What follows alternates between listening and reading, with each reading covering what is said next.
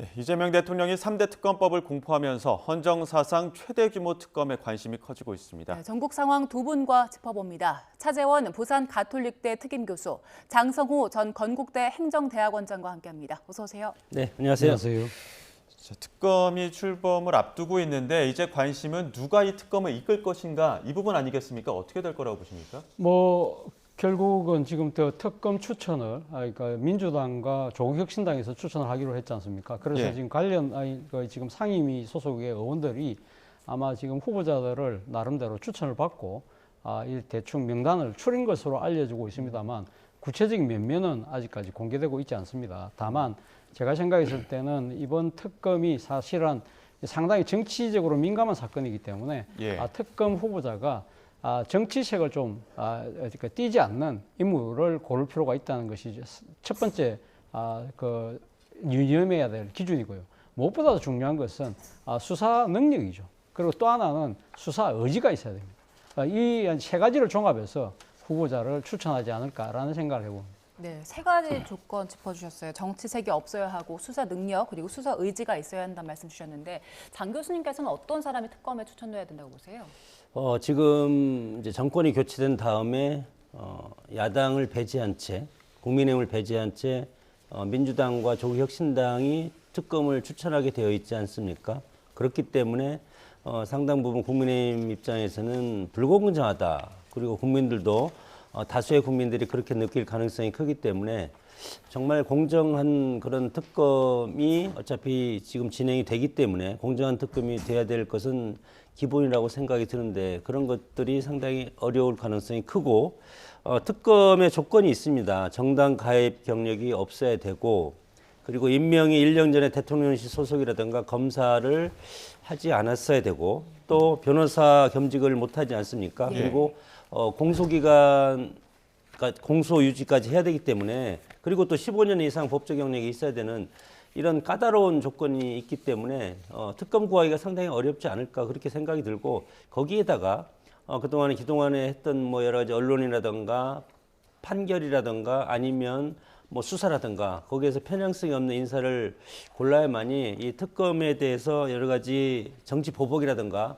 이런 국민적 의혹과 야당의 그런 공세에 대해서 맞설 수가 있기 때문에 상당히 출범 자체가 난항을 겪을 수도 있다 그렇게 봅니다. 예, 근데 또 일각에서는 이제 워낙 메모드급이다 보니까 파견된 검사들이 있을 테고 그러면은 그 파견된 검사들의 공백은 어떻게 할 것이냐 이런 우려도 나오는 것 같은데요. 예, 사실 뭐 그런 우려가 뭐 전혀 그러니까 지금 지나친 것은 아니라는 생각이 듭니다. 지금 3대 특검에 지금 파견 검사가 약 120명 가까이 되거든요. 120명이거든요. 예. 그렇다고 한다면 전체 우리나라 이 검사 수가 한 2,000명 조금 넘는다고 그러니까 전체의 5%를 약간 넘는 그런 지금 파견 검사의 수기 때문에 사실 뭐 어떻게 보면 검찰의 업무가 어느 정도 지장을 받을 수밖에 없다는 생각은 듭니다만 그러나 이 특검이 한시적으로 지금 운영되는 것이잖아요.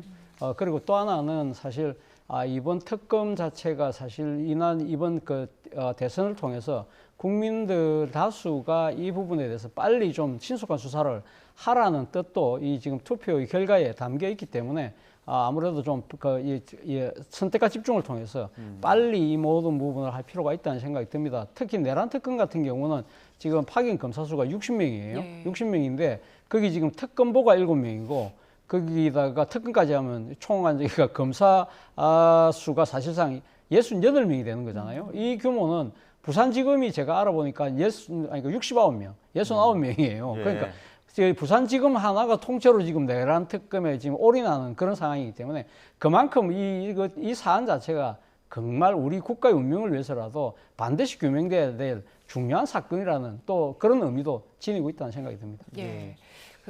이번 3대 특검이 이제 크게 봤을 때는 야권 전체를 좀 겨냥한 특검이 될 수도 있다는 우려도 있잖아요. 그리고 여기에 또 국민의힘에서는 추천권을 못 가져가는 부분이 있는데 여기에 대해서는 어떤 입장이세요? 사실 뭐 이번 3개 특검법안은 사실 지난 3년간의 윤석열 정권의 제기됐던 모든 의혹을 수사하는 그런 측면이 분명히 있기 때문에 당시 집권 여당이었던 그러니까 국민의힘이 추천할 경우에는 정치적 중립성 논란이 분명히 제기될 수밖에 없었고 그리고 또 사실 이 특검법이 이번에 정권이 교체되고 나서 발의가 된 게 아니잖아요. 그 이전에 민주당이 야당 시절에 계속적으로 이 문제를 제기를 했기 때문에 당시 이 특검 같은 경우에는 여당이 추천권을 행사할 경우에는 상당히 앞서 방금 말씀드린 대로 정치적 중립성, 독립성 논란이 생길 수밖에 없기 때문에 그래서 당시 야당이었던 민주당과 조국혁신당만 추천하도록 그렇게 이야기가 됐던 것이고요. 물론 여기에 대해서 당시 여당이었던 국민의힘도 강하게 반발해 왔습니다만 모르긴 몰라도 제가 생각했을 땐 당시 그러니까 이 집권 세력일 때 지금 내란 특검을 제외한 지금 김건희 특검법이라든지 최혜병 특검법 같은 경우에 당시 여당인 국민의힘이 적극적으로 협상에 참여했다고 한다면 아마 모르긴 몰라도 추천권을 국민의힘 쪽에도 주는 식으로 타입이 되지 않았을까 하는 생각이 드는데 그때는 전혀 모든 협상을 완전히 지금 거부하다가 이제 이 정권이 바뀌고 난 뒤에 우리는 소외됐다고 이야기하는 것 자체가 제가 생각했을 때는 좀 뜬금이 없다 하는 생각이 듭니다. 네, 반론하실 부분 네, 있을 것 뭐 같아요. 소외됐다는 것이 아니고 뭐 그동안의 여러 가지 내각의 탄핵이라든가 입법 독주 이런 걸 보면은 민주당이 국민의힘을 참가시킬 이유가 없었다. 그렇게 하지 않았을 것이다. 그렇게 이제 판단이 되고 그것은 어떻게 우리가 뒤늦게 이것을 해석하는 부분에 따라서 다르다고 보는데 특히 지금은 민주당이 이재명 정권이지 않습니까? 그렇기 때문에 정부 여당이 되고 나서 물론 과거 청산도 중요하지만 미래지향적인 그런 부분도 상당히 중요하다고 생각이 드는데 지금 보면은 물론 뭐 민주당과 조국혁신당이 추천한 특검을 이제 대통령이 임명을 할 가능성이 커졌고 그렇게 됐을 때 별건 혐의 수사도 가능하고 언론 브리핑도 허용하고 네.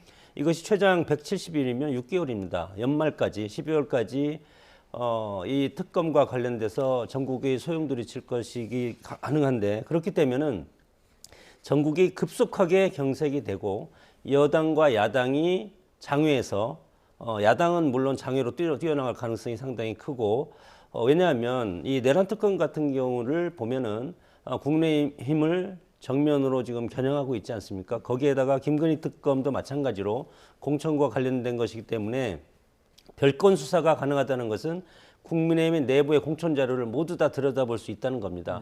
그렇기 때문에 국민의 입장에서는 만약에 이것이 잘못되면 그리고 왜곡되고 특검에 잘못된 결과가 나오면 정말 정당이 해산될 수도 있는 것 아니겠습니까? 예. 그렇기 때문에 국민의 입장에서는 이것에 대해서 그냥 특검이 하는 대로 바라볼 수만은 없지 않을까 생각이 들고 그렇게 됐을 때 뭐 내년 6월 지방선거가 또 있고 그리고 연말까지 특검이 진행된다고 하고 매일 언론 브리핑이 3특검에서 나올 겁니다. 그렇게 됐을 때 이 건건이마다 국민의힘을 여기에서 대응하지 않을 수가 없을 것이다. 그래서 국민의힘도 조만간 전대를 열어서 당 지도체제에서 새로운 당대표를 뽑지 않겠습니까? 107명의 국민의힘 의원이 중요한 것이 아니고 이것을 이런 어떤 부당함을 막기 위해서는 결국은 국민과 함께하는 그렇기 때문에 야당이 장외로 나갈 명분을 줄 가능성이 상당히 크다. 그래서 이재명 지금 정권이 출범한 지 며칠 안 됐지만 예. 특검이 이제 활동을 개시하는 순간 여당과 야당의 격돌 이런 것들이 우리가 눈에 보기 뻔하다고 봅니다. 예. 근데 이제 정치권에서도 이 3대 특검법을 두고 의견이 분분한데 어제 국무회의에서도 국무위원들의 의견들도 상당히 좀 나왔다는 이야기가 있더라고요. 그렇죠. 뭐 지금 이재명 정부가 출범했습니다만 지금 국무위원들이 전임 정권에서 임명됐던 분들이고 이분들이 공교롭게도 지난번 몇 번의 거부권을 행사할 때 당시 국무회의 심의에 참여했던 분들이잖아요. 그분들이 거의 다 당시에는 이 특검의 거부에 대해서 다 동의를 했던 분들이기 때문에 아마 이재명 대통령 입장에서는 이분들이 잠시만요. 지금 권성동 원내대표가 의총 자리에서 발언을 하는 것 같습니다. 한번 들어보겠습니다. 해야 합니다. 대통령이라고 할지라도 법 앞에 예의가 있을 수가 없습니다. 어떠한 권력자라도 잘못을 저질렀으면 그에 상응하는 처벌을 받아야 합니다. 그런데 법의 심판이 이재명 단 한 사람에게 피해가는 나라가 되었습니다. 단 한 사람만을 위한 법 해석이 가능한 나라는 민주주의가 아닙니다. 5천만 국민 어느 누구도 피해갈 수 없는 사법부의 엄정한 심판을 이재명 단 한 사람만 피해갈 수 있는 나라는 공정한 나라가 아닙니다. 사법부는 가슴에 손을 얹고 말해야 합니다. 과연 대통령이라서 재판을 보류한 것입니까? 사법부는 대통령이 되었기 때문에 어쩔 수 없다고 말할 자격이 있습니까? 이재명 피고인에 대한 공직선거법 위반 사건 2022년 9월 8일에 기소되었습니다. 2023년 9월 말까지 재판이 마무리됐어야 합니다. 633 원칙에 따라 1년 안에 끝냈어야 할 재판을 2년 9개월이나 장장 끌었습니다. 대장동 위례 신도시 사건 2023년 3월 22일에 기소되었습니다. 장장 2년 3개월 동안 질질 끌었는데 아직도 1심 재판 선고를 하지 못하고 있습니다.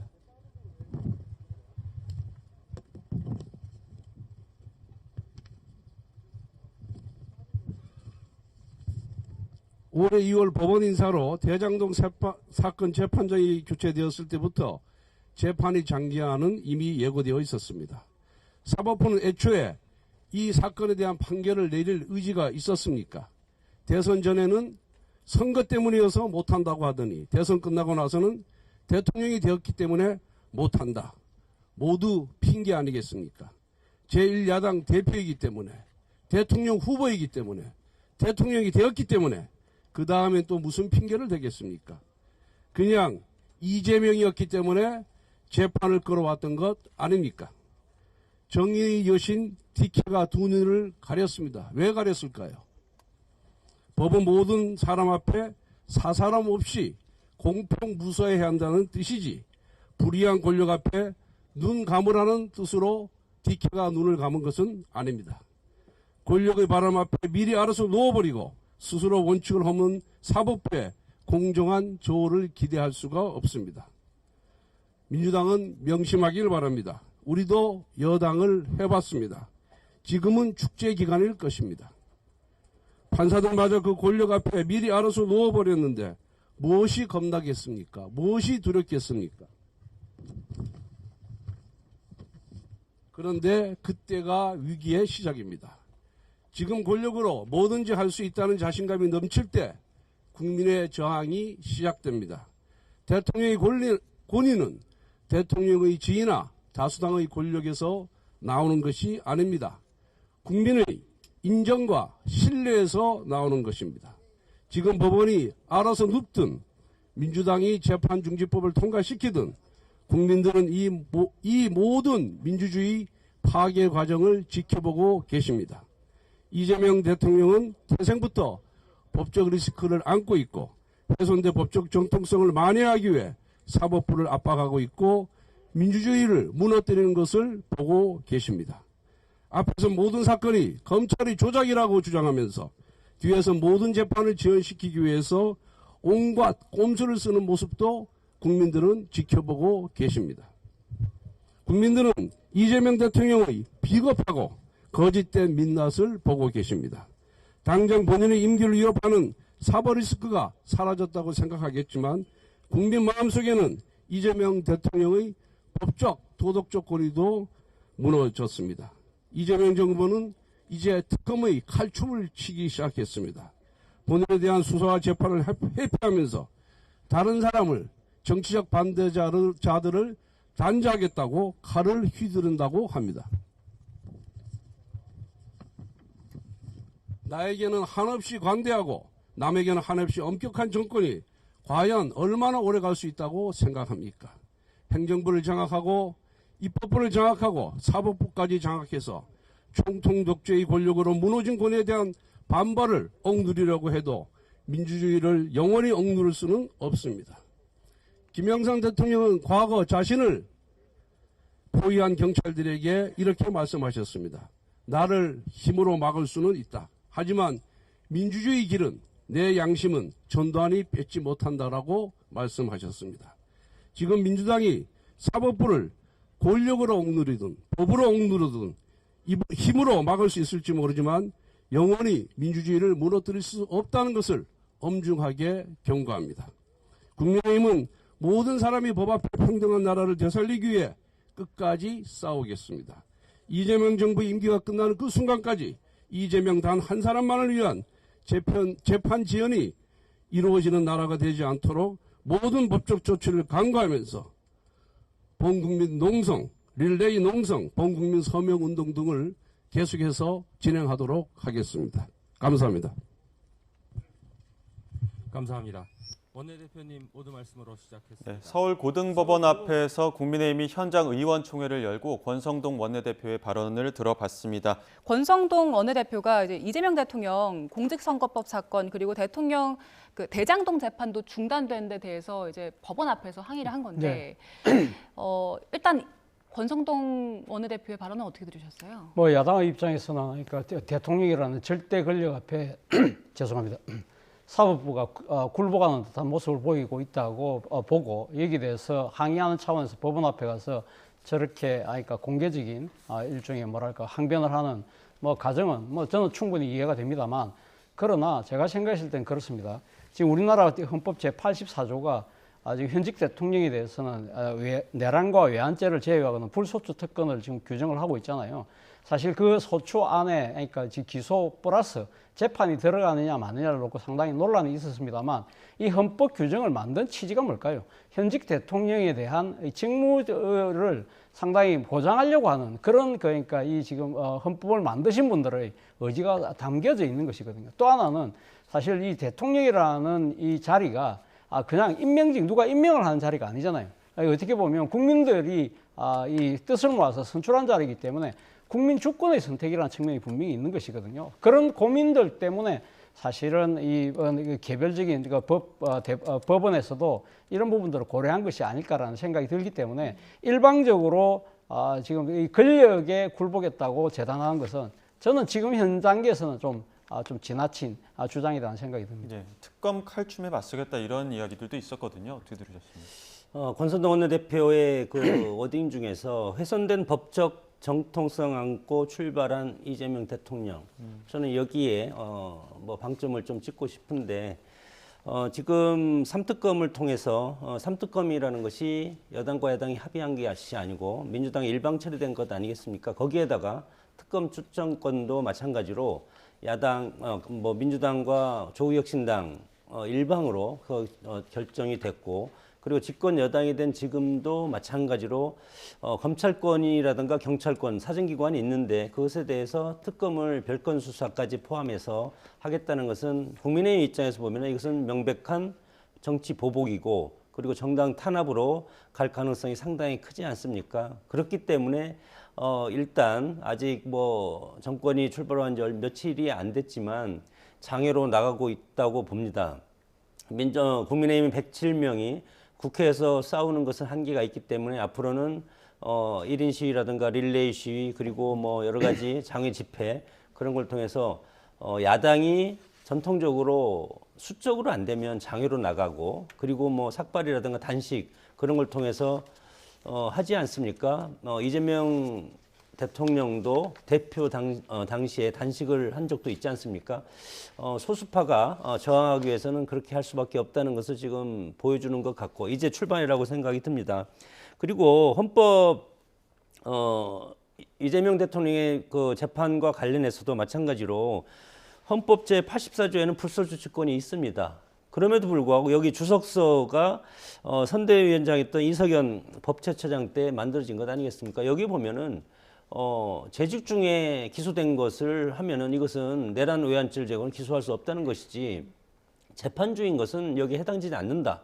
그렇게 주석서에 분명히 돼 있고 그리고 우리가 중요한 것은 헌법 제68조 2항에 보면은 두 가지 사항이 있습니다. 하나는 대통령이 고리된 때 하나가 있고 두 번째는 대통령 당선자가 사망하거나 판결 혹은 기타의 사유로 그 자격을 상실할 때 이때는 60일 이내 후임자를 선출한다. 이렇게 돼 있기 때문에 지금의 뭐 여러 가지 대장동 성남FC 선거법 위증교사 대북송금 이런 5가지의 재판에 대해서는 재판이 진행돼야 된다고 국민의힘은 보는 겁니다. 그래서 이것에 대해서 재판을 연기하거나 중지하거나 하는 그야말로 법원이 그냥 드러누워 버리는 이런 것에 대해서 오늘 국민의힘이 법원 앞에서 지금 뭐 성토하는 하고 법원의 각성을 촉구하고 이것에 대해서 대법원에서 각 개별 법원이 아니고 대법원에서 전원 합의체로 해서 이거에 대해서 결정을 해주는 것이 예. 국민들 보기에도 상당히 법치주의가 살아있다고 보는 것이고 국민주권 얘기하셨는데 국민주권 좋습니다. 뭐 우리의 어떤 자유민주주의 기본은 국민의 주권에 의해서 주권자의 투표를 통해서 하는 건데 그거보다 중요한 것은 법치주의 실현이라고 생각이 예. 듭니다. 근데 예. 지금 권성동 원내대표가 현장에서도 이야기를 했지만 그 재판중지법 관련해서도 비판이 있었거든요. 네. 이와 관련해서 그 형소법 개정안 민주당이 좀 속도 조절하려는 움직임이 있는데 관련 이야기를 모았습니다. 들어보시죠. 그러니까 헌법 84조 하나 해석을 가지고도 충분히 되는 건데 워낙 이 문제를 가지고 국민의힘도 그렇고 보수 언론에서 문제를 삼다 보니까 그러면 입법 보완으로 형사소송법을 개정하자라고 하는 부분이 있었단 말이죠. 그 추후에 이거는 좀 할 필요가 있지 않나 싶습니다. 그러면 차기 원내 지도부에서 다시 재추진될 수는 있다. 그럴 가능성이 있는 것이죠. 알겠습니다. 공직선거법 재판의 무기한 연기만으로는 안심할 수 없다는 민주당의 모습이 처량하기까지만 합니다. 이재명 대통령에게 요구합니다. 본인이 선거 과정에서 밝힌 것처럼 모든 기소가 조작에 불과하고 죄가 없다면 당당하게 재판 진행을 수용할 것을 선언하십시오. 독재가 횡행하는 중남미나 아프리카의 개발도상국에서도 흔하지 않은 위인설법이 21세기 대한민국에서 너무나 뻔뻔하게 자행되고 있다는 것에 대해 개탄을 금하지 않을 수 없습니다. 예. 재판중지법이 그러니까 애초에 내일 본회의에 처리되기로 했는데 이거 민주당에서는 좀 보류하겠다는 입장인 거죠? 그렇죠. 뭐 지금 법원들이 잇따라 지금 그러니까 대통령에 대한 재판을 중지를 하고 있는 상황이기 때문에 굳이 이런 상황에서 무리할 필요가 없다는 생각을 갖고 있는 것 같아요. 그러나 앞서 지금 인터뷰에서 나왔듯이 새로운 원내대표가 들어선다고 한다면 또 입장이 바뀔 가능성도 저는 있지 않을까 하는 생각이 드는데요. 예. 그 이유는 지금 헌법 제84조에 대한 소추의 범위를 놓고 지금 이게 계속적으로 설랑설레가 되고 있잖아요. 사실 이 부분에 대해서는 어떻게 보면 입법 미비라는 표현이 저는 맞다고 생각하거든요. 그렇다고 한다면 차제에 이와 관련된 이 규정을 형사소송법에다가 그러니까 분명히 못을 박을 필요가 있다. 물론 이 법에 대해서 법원이 불만을 표명을 한다든지 아니면 일반 국민들이 또 상당히 만족하지, 그러니까 받아들일 수 없을 때는 이걸 헌법재판소에 갖고 가서 최종적으로 또 이렇게 결심을 받아볼 수도 있는 문제이기 때문에 이런 부분들은 뭐 명쾌하게 이 차제에 저는 정리할 필요가 있다는 생각이 들고요. 그리고 오늘 지금 권성동 원내대표가 이야기했던 부분 중에서 단 한 사람을 위한 법 해석이 가능한 나라는 민주주의가 무너졌다고 이야기를 하면서 상당히 비판을 했습니다만, 그리고 또 앞서 박수영 의원인가요?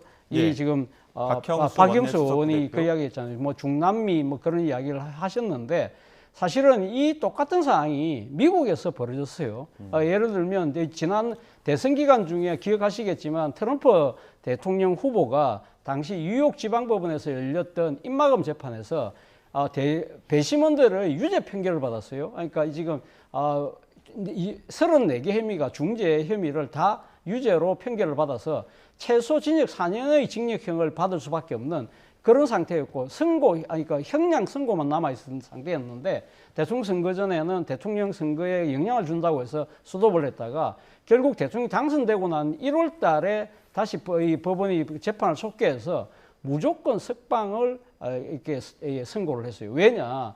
이 미국은 대통령직에 대해서 보고를 해야 된다. 그렇기 때문에 이러한 부분들은 그러니까 대통령을 맡은 그 사람에 대한 이 지금 뭐 관용을 베푸는 것이 아니라 미국의 대통령, 즉 국민의 선출한 대통령이 독립적으로 직무를 할 수 있도록 법원이 이건 존중해야 된다. 그렇게 해서 아예 무조건 석방을 해버렸거든요. 예. 자, 이런 상황에 대해서 미국은 우리처럼 헌법에 불소추 특권을 규정하고 있지도 않아요. 그럼에도 불구하고 주권자들의 선택에 대해서 법원도 이건 존중할 수밖에 없다는 그러한 이 법률 체계를 갖고 있는 것이죠. 그러면 미국은 과연 그러면 민주주의가 무너졌다고 그렇게 이야기를 할 수 있나요?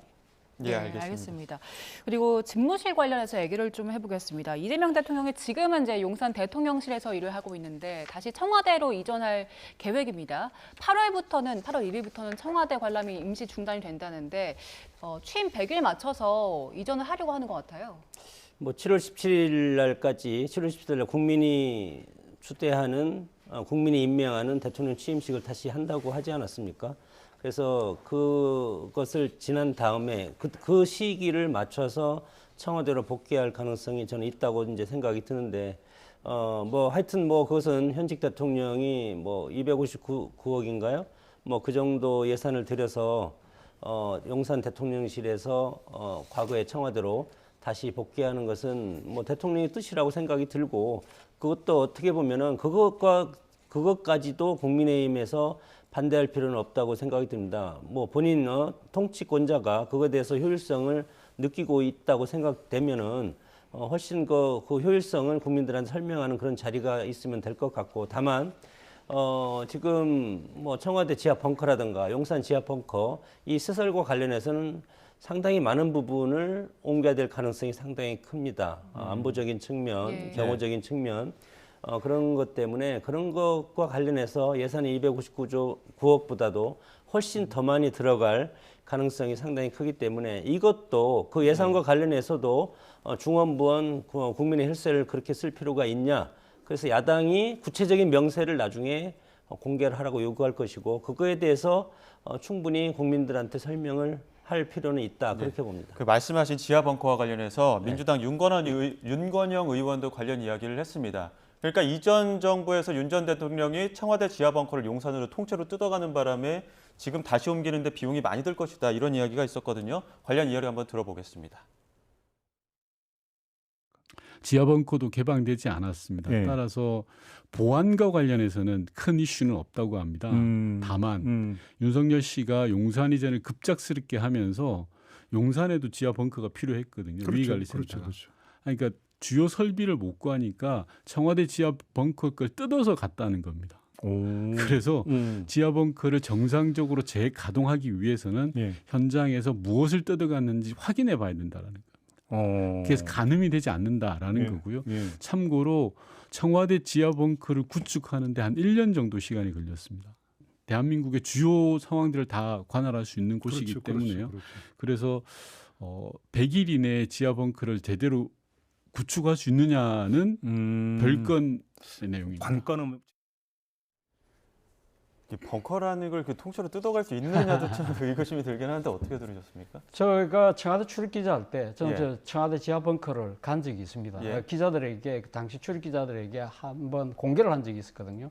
저 청와대 지하 벙커는 제 기억으로는 1968년도에 박정희 대통령이 국가 비상사태를 대비를 해서 만들었던 아주 콘크리트로 만든 정말 단단하게 만들어져 있더라고요. 그래서 벌써 뭐 20년 전 이야기이긴 합니다만 그때 가서 제가 좀 놀랬던 것은 우리나라의 정군의 움직임 뿐만 아니라 북한의 비행기, 그 선박 이런 부분들을 한눈에 화면에 다 드러날 수 있도록 그렇게 다 돼 있는 그런 상황이었거든요. 사실 대통령은 최고 국군 통수권자잖아요. 그렇기 때문에 국가의 비상사태 때는 대통령이 사실은 이 상황 자체를 파악을 하고 거기에 대한 모든 것을 지휘 명령을 내려야 되는 상황이기 때문에 그 상황을 제일 잘 파악할 수 있는 모든 이 지금 정보가 총집결될 수 있도록 위기관리센터를 그러니까 지하벙커에다가 만들어놨던 그런 상황이기 때문에 이런 부분을 아마 청와대에서 그러니까 용산으로 이전을 하면서 대통령이 어차피 이제 통수권자가 가기 때문에 그런 시스템이 결국 따라갈 수밖에 없었을 거라고 저는 봐요. 그렇다고 한다면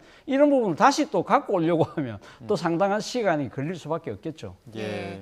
원래 100일 맞춰서 공식적으로 이제 복귀할 전망이었는데 벙커도 좀 확인을 해야 하기 때문에 더 늦어질 수도 있는 것 같고요. 또 지금 나오는 얘기 중에 하나가 대통령실 홈페이지 개편 이야기도 나오고 있어요. 처음에 이재명 대통령이 일을 시작할 때 뭐 집무실에 아무것도 없어서 무덤 같다는 얘기를 했었는데 지금 홈페이지도 데이터가 다 삭제가 돼서 이걸 정식으로 열려면 시간이 좀 더 걸린다고 하더라고요. 글쎄요, 뭐 저런 거에 대해서 뭐 청와대 무덤이라고 용산 대통령실이 무덤이다, 연필 하나 없고 인주 하나 없다. 그런 것이 그렇게 중요하다고 생각하지 않습니까? 새로운 정부가 출범해서 들어가면 과거에 문재인 정부 때도 마찬가지로 들어가 보니까 여러 가지 자료가 남아 있어서 적폐청산의 자료로 쓴 경험이 있지 않습니까?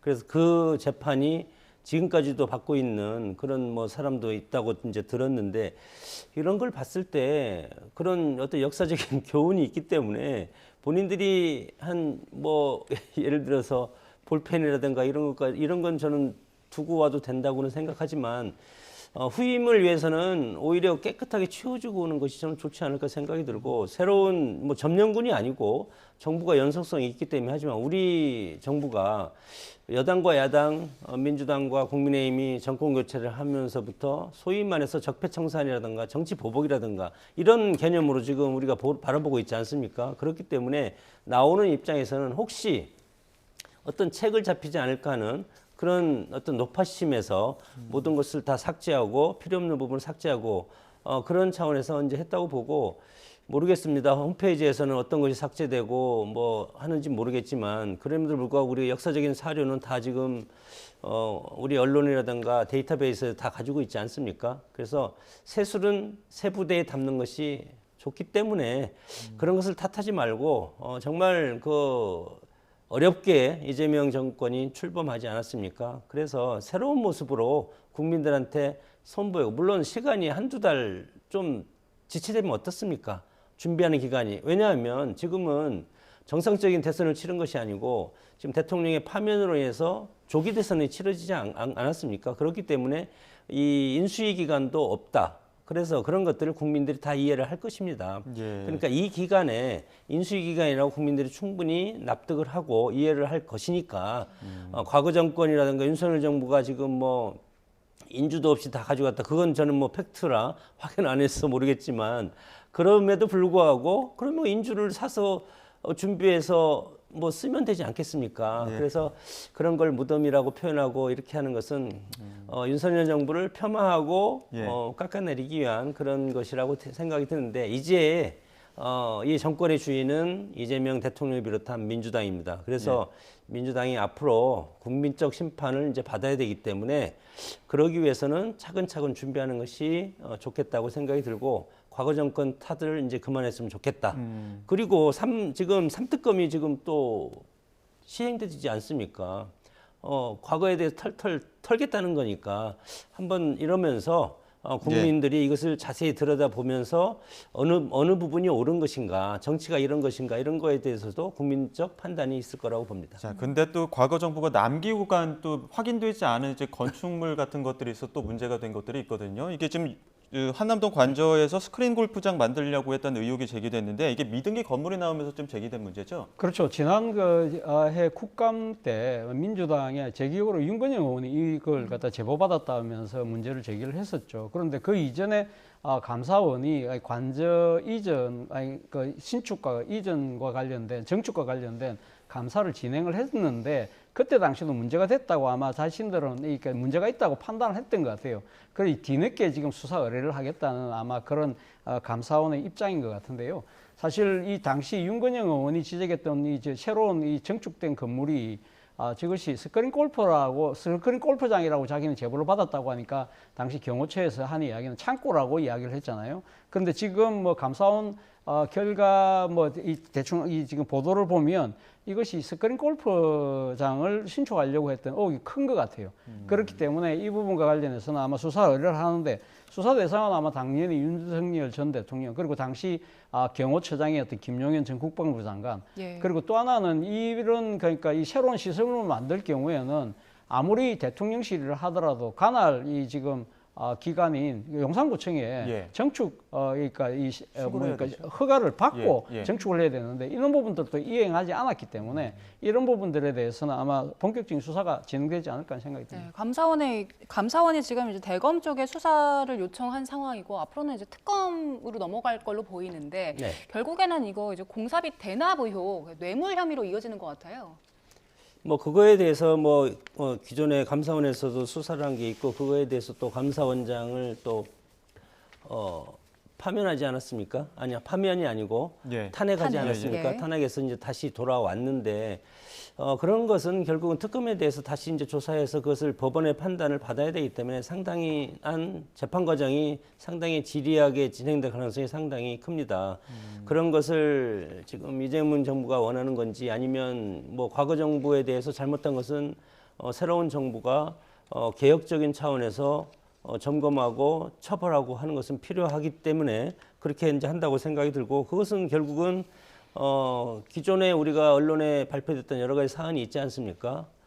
그런 뭐 인테리어 과정이라든가 이런 것이 지난 감사원 조사에서도 드러난 것이 있기 때문에 그것에 대해서 결국은 특검에서 조사를 하고 그리고 법원에서 판단을 통해서 이거에 대해서 진실을 규명해야 된다고 봅니다. 네, 그리고 또 새 정부가 발표한 그 국민 추천제 이야기도 해보겠습니다. 지금 장차관 또 공공기관장 인선 등에 대해서 국민들한테 추천을 받기로 했는 건데 관련된 녹취를 준비했습니다. 한번 들어보시죠. 공직기관 비서관실이나 혹은 민정 쪽에서 네. 추천을 받았다가 하더라도 정상적인 프로세스를 다 거쳐서 검증도 하고 따져볼 거 다 따져보고 그리고 나서 임명을 하겠다는 거잖아요. 그러니까 일종의 추천인이 늘어나는 거죠. 제도 자체는 뭐 해볼 만하고 참신하다고 생각해요. 다만 이제 우려됐던 거는 뭐 이제 그런 일을 하면 이제 불특정 다수가 어떤 희화화 시킬 수가 있잖아요. 어쨌든 기존의 인재풀 바깥에 있는 사람을 선택할 때는 검증 과정이 무엇보다 중요하잖아요. 그렇죠. 예, 바로 이제 그런 데서 이제 문제가 생기고 그걸 조금만 잘못하면 제도 자체가 희화화돼 버리니까. 네. 그러니까 검증과 결정하는 과정을 좀 더 세밀하고 면밀하게 해야 할 필요는 있겠죠. 인재풀을 늘려보겠다는 의도도 있겠지만 또 한편으로는 인기투표 혹은 뭐 문체부 장관의 뭐 가수들의 이름까지도 막 거론되다 보니까 이런 또 우려들도 나오는 것 같은데요. 예, 그렇죠. 모든 제도에는 뭐 이제 장점이 있다고 한다면 또 거기에 따른 여러 가지 부정적인 효과도 분명히 있는 것인데요. 일단 뭐 이재명 정부 입장에서는 국민 주권 정부라고 이야기를 했잖아요. 그렇기 때문에 주권자인 국민들의 의견을 적극적으로 반영해서 인사에 반영하겠다는 뭐 그런 나름대로의 방향성은 저는 뭐 옳다는 생각이 듭니다만 앞서 말씀하신 것처럼 문제는 이러한 이 좋은 제도라고 하더라도 이걸 악용하는 세력들이 또 분명히 있을 수 있거든요. 희화시키는 측면도 분명히 있고 또 다른 하나의 정치적인 우려는 뭐냐면 자기 진영 사람들을 그러니까 심기 위해서 일종의 뭐랄까요 자신들의 팬덤을 이용해서 사람을 이렇게 축혀 올리는 그런 식을 통해서 이 인사는 정당하다는 식으로 명분을 쌓는 그런 식의 우려도 뭐 전혀 배제할 수 없기 때문에 앞서 뭐 지금 인터뷰도 나왔습니다만 누가 이렇게 추천이 된다 하더라도 그에 대한 검증은 철저하게 공개적이고 투명하게 해서 능력에 걸맞는 사람을 보임한다고 한다면 그 제도는 성공할 수 있겠죠. 네. 지금 우려되는 부분이 있습니다. 네. 이재명 정권이 출범한 지 며칠 안 됐고 지금이 가장 자신 있는 기간입니다. 그리고 허니문 기간이라고 할 수도 있고 그럼에도 불구하고 언론과 국민 검증이 이미 시작되었고 유성락 실장이라든가 이런 분들 지금 부동산 투기 문제 이런 것이 벌써 뉴스타파라든가 이런 데서 나오지 않습니까? 인기투표 국민의힘이 비판하고 있습니다. 이것이 인사 포퓰리즘적인 인기투표라고 국민의힘이 이제 비판하고 있는데 가장 쉬운 정권 리스크 시작은 인사에서부터 시작된다. 과거 역대 정권을 보면은 특히 선명성 있는 정권에서 가장 치명상을 입는 것이 인사 난맥상 그리고 인사검증에 실패하는 것 여기에서부터 정권 리스크로 올라가고 그리고 대통령의 리스크로 다시 옮겨 타는 그래서 과거에 YS가 그렇지 않았습니까? 인사는 만사다. 그것이 잘못되면 인사는 망사 모든 것을 망치는 그런 출발점이 되기 때문에 지금 야심차게 출발하고 과거에 이재명 대통령과 같이 했던 그리고 이재명 대통령 변호를 했던 분들이 지금 요직을 차지하고 있지 않습니까?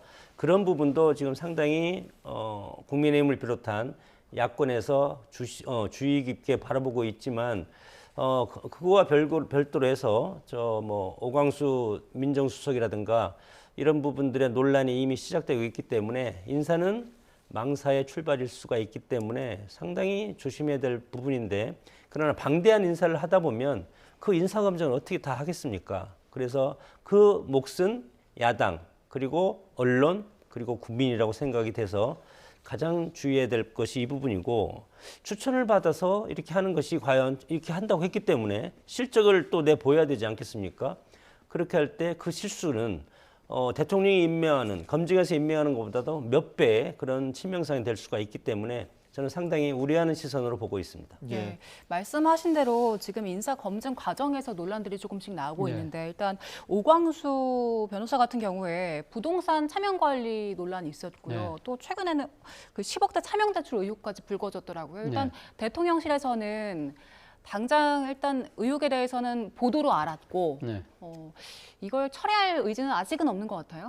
근데 저는 뭐 대통령실에서 결단을 할 필요가 있다는 생각이 듭니다. 지금 하니까 민정수석이 사실은 이 모든 공직자의 뭡니까 이 자격 여부를 검증하는 가장 중요한 권한을 갖고 계신 분이잖아요. 그런데 본인이 실정법을 위반한 소지가 분명히 있고 상당히 도덕적인 그러니까 지탄의 대상이 되고 있는 상황에서 본인에게 적용하지 못했던 잣대를 다른 사람이 엄격하게 잣대를 적용할 경우에 그것을 과연 수긍할 수 있을까? 그런 측면이 분명히 있는 것이죠. 본인도 지금 차명 부동산에 대해서는 부끄럽고 죄송하다고 이야기한 걸 보면 그걸 인정했다는 소리잖아요. 그럼 뭐 물론 공소시효가 지났기 때문에 처벌할 수 없다고는 할 수 있지만 그러나 고위공직으로 재임하는 당시에 법을 위반했던 부분에 대해서는 이거는 지금 현재 공직을 맡는 건 정말 문제가 있다는 생각이 들고요. 그리고 또 그 차명으로 돌린 이유가 뭘까요? 바로 재산 공개를 회피하기 위해서 한 것이라고 한다면 사실 국민을 기망한 셈이 되잖아요. 그리고 앞서 우리 앵커께서 말씀하셨듯이 대통령실을 몰랐다고 한다면 사실 이런 부분들이 공직을 임명받을 때, 제안을 받았을 때 자기 기술서를 쓰거든요. 그럼 이 문제가 됐던 부분이잖아요. 이런 부분들 재판이 있었던 이런 부분을 말을 안 했다고 한다면 그럼 향후 앞으로 본인이 검증하는 사람이 자기 기술을 받는데 그 사람들은 그럼 잘못 쓰면 뭐라고 이야기를 할 수 있을까? 이런 측면을 본다고 한다면 아무리 이분의 능력이 탁월하고 대통령의 신뢰가 많다고 하더라도 저는 하루빨리 대통령실에서 결단을 내릴 필요가 있지 않나 생각이 듭니다. 자, 주제를 바꿔서 국민의힘 이야기도 좀 해보겠습니다. 국민의힘 김용태 비대위원장이 지금 여러 가지 개혁안을 내놨거든요. 이와 관련해서 과연 누가 배우냐 이런 질문들도 많이 받았고 그러다 보니까 한동훈 전 대표와 상의했느냐 혹은 김문수 후보의 의중이냐 또 한편으로는 이준석 개혁신당 후보의 지령을 받은 거 아니냐 이런 이야기까지 받았다고 하거든요. 그 갈등 양상이 많다 보니까 이런 지적들도 나오는 것 같아요. 어제 제가 그 김용태 비대위원장과 간담회도 했고 현장에서 보면은 제가 보기에는 뭐 여러 가지 당내에서 여러 가지 계파 싸움이라든가 본인들의 정치적 장래에 대해서 하는 것이 당내 파워 게임이라고 생각이 듭니다. 그리고 국민의힘이 잠시만요. 지금 우원식 국회의장이 지금 1주년 기자간담회를 진행하는데요. 현장 연결해 보겠습니다. 돌아보면 역시 가장 큰 일은 12.3 비상계엄 사태에 맞서서 국가적 위기를 극복하는 과정이었던 것 같습니다. 정말 많은 곡절과 난관이 있었습니다. 저도 밤잠을 못 자는 날이 여러 날이었습니다. 위기를 극복하는 힘은 역시 우리 국민들에게서 나왔습니다. 국민들의 민주주의에 대한 열정이 전국을 이끌어왔고 그런 속에서 국회와 국회의장은 크게 두 가지 과제에 힘을 쏟았습니다. 우선은 벌어지는 일들 속에서 헌법과 민주주의를 수호하는 길을 찾아 나가는 것이었습니다. 비상계엄은 국회가 신속하게 158분 만에 해제시켰습니다만 그 이후에 이전의 경험이나 확립된 관례가 없는 일이 계속되었습니다. 직접적이고 물리적인 국회 침탈이나 국회가 선출한 헌법재판관 미임명에 대한 대응, 대통령 권한대행 탄핵소추 같은 사안 하나하나가 모두 새롭게 길을 찾아야 하는 일들이었습니다. 비상계엄 국정조사와 국회 침탈 행위자에 대한 법적 조치, 헌법재판관 임명 부작위 권한쟁의 심판 청구, 본회의 의사 진행 등 사안마다 국민의 뜻, 헌법과 법률, 각계의 의견을 폭넓게 검토하고 판단하면서 대처해 왔는데 돌아보면 헌법수호기관으로서 국회의 적극적이고도 정당한 역할을 국민께 보여드리고 또 인정받는 과정이 아니었나 싶습니다. 또 한 축이 대외 신인도 회복의 국정 안정입니다. 계엄 사태 초반부터 집중적으로 노력한 것이 국회의장 외교입니다.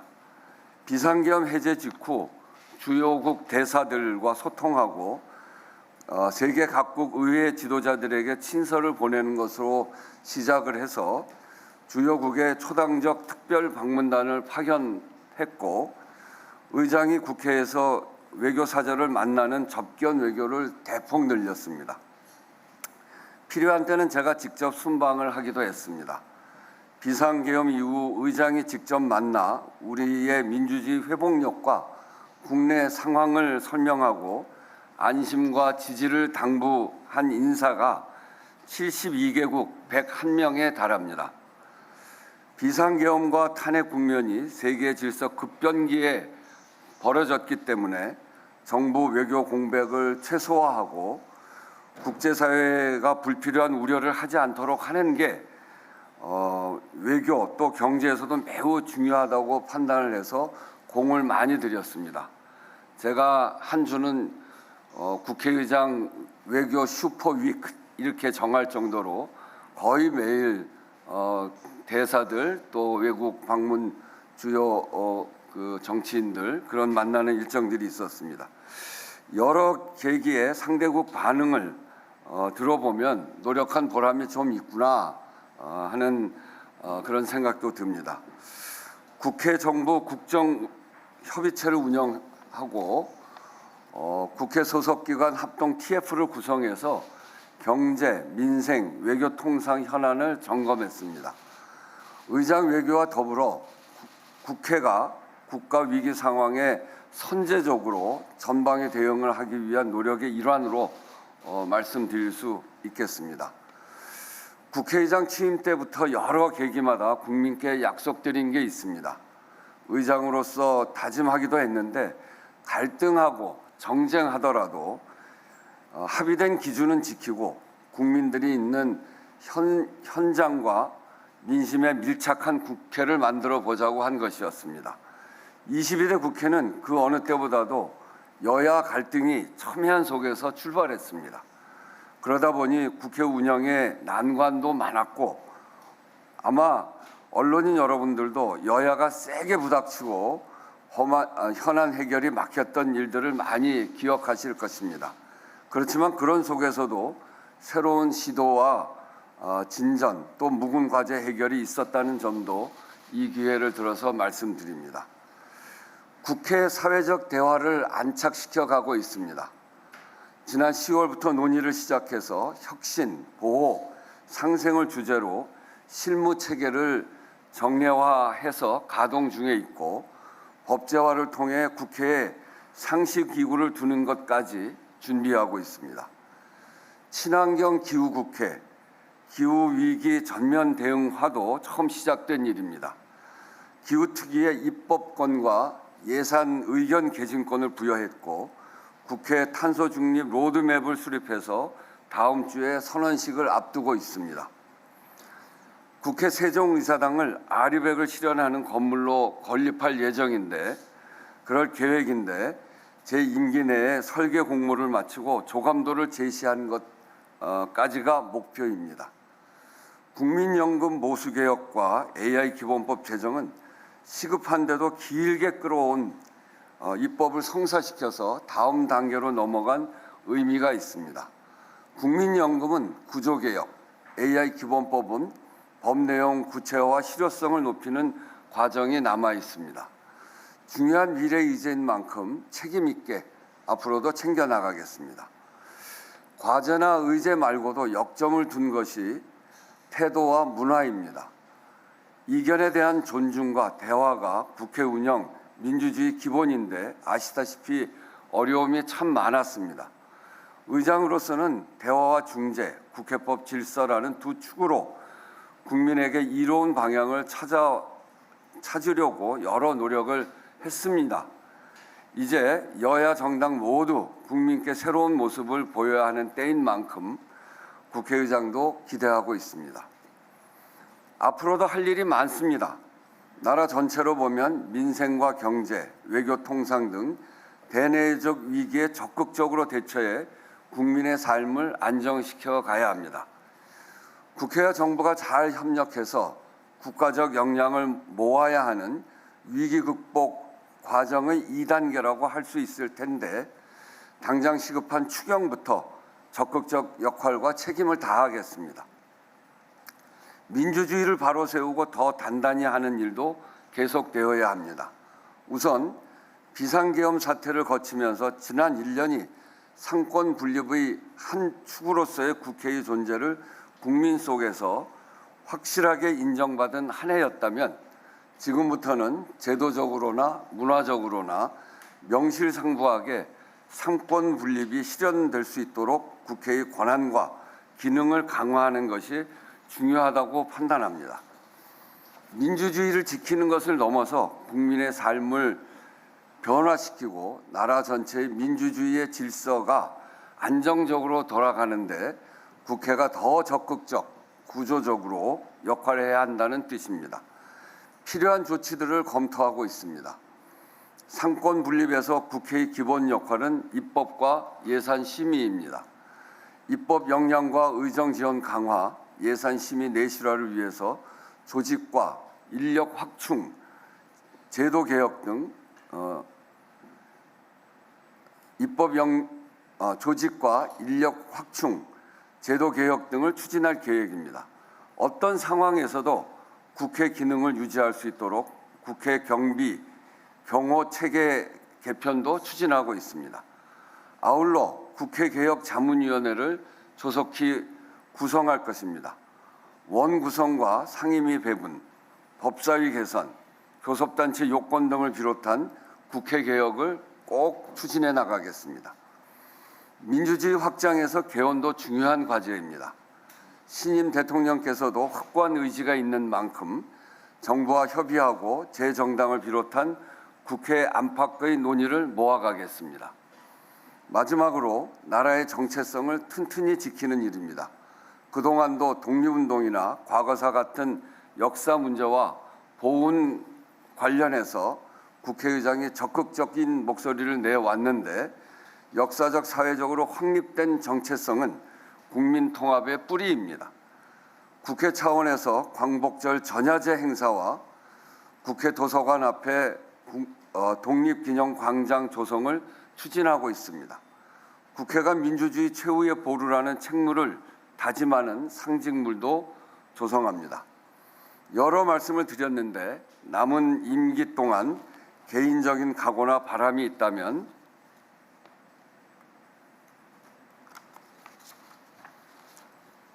현장 속에서 민주주의와 민생을 지킨 국회의장으로 평가받고 싶은 것입니다. 여의도 담장안이 아니라 국민들 속에 있는 국회로 진화하기 위해서 앞으로도 최선을 다하겠습니다. 그럼 이제 여러분들 질문에 답변 드리겠습니다. 네, 모두 발언 들으셨고요. 이어서 질의응답. 취임 반환점을 둔 우원식 국회의장, 의장의 접견 외교를 대폭 늘려서 한 주는 국회의장 외교 슈퍼위크로 정할 정도였다면서 지난 1년 의장의 그 외교 활동에 대해서 설명했고요. 또 국회 세종의사당 건립 계획도 임기대 목표라고 향후 계획까지 밝혔습니다. 오늘 우원식 국회의장 간담회 내용들은 추가 소식이 들어오면 다시 한번 전해드리겠습니다. 네, 그리고 간담회를 진행하는 동안에 속보가 하나 들어왔는데요. 오늘 오전 필리핀 서쪽 해상에서 올해 첫 태풍인 우디비 발생했다는 소식이 들어왔습니다. 태풍의 수증기로 남해 쪽에 있는 정체전선이 발달하면서 우리나라에도 주말 사이에 많은 비가 내릴 가능성이 있습니다. 기상청은 필리핀 서쪽 해상에서 생겨난 열대저압부의 중심 풍속이 초속 17m 이상에 달하면서 1호 태풍 우디브로 발달했다고 밝혔습니다. 태풍은 앞으로 베트남을 지나서 중국 남부 해안에 따라 이동하면서 중간 강도로 강해졌다가 점차 약해질 전망입니다. 우리나라는 1호 태풍의 직접 영향은 없겠지만요. 태풍의 수증기가 남해상의 정체 전선을 강화해서 주말 사이 제주도와 일부 내륙에 많은 비를 뿌릴 걸로 보입니다.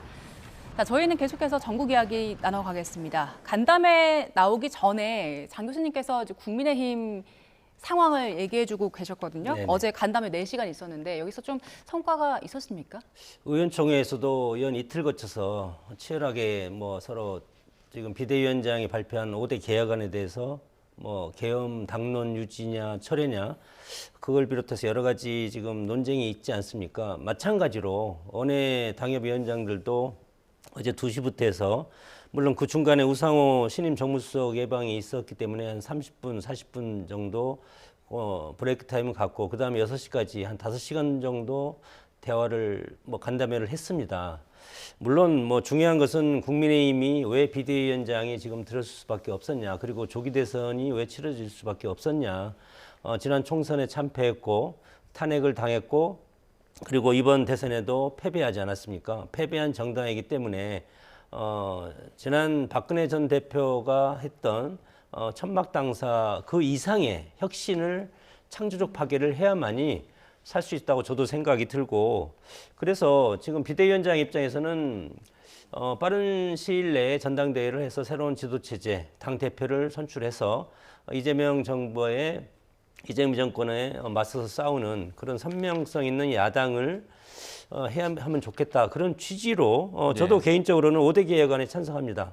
5대 개혁안을 통해서 일단 비대위원장 수준에서 이런 것을 정리를 한 다음에 새로운 당대표가 뭐 7월이나 8월쯤 들어서면 이 당대표를 통해서 당의 창조적 파괴를 위한 여러 가지 당 개혁, 미래지향적인 그런 정당으로 만들고, 그리고 중요한 것은 여러 가지 뭐 3특검이라든가 이재명 정부가 지금 하고 있는 그런 거에 대해서 여러 가지 선명성 있는 투쟁을 해야 되지 않겠습니까?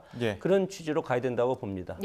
자, 짧게 우원식 국회의장 1주년 기자간담회 있었는데 1년간의 어떤 평가라고 해야 될까요? 어떻게 바라보십니까? 뭐 아무래도 그러니까 본인 입장에서는 12월 3일 날 비상계엄 당일 날 국회가 제 역할을 해서 국가의 무너진 민주주의를 빨리 회복시켰다는 그런 부분들에 대한 자부심, 이런 부분들은 아마 상당수 국민들이 동의를 할 것 같고요.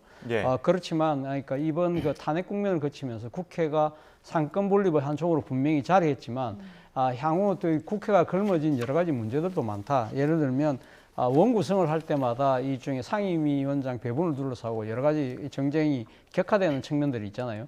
그런 부분들을 상당히 그러니까 지금 제대로 원칙을 만들겠다, 이런 부분들은 뭐 아주 좋은 결심이라는 생각이 들고요.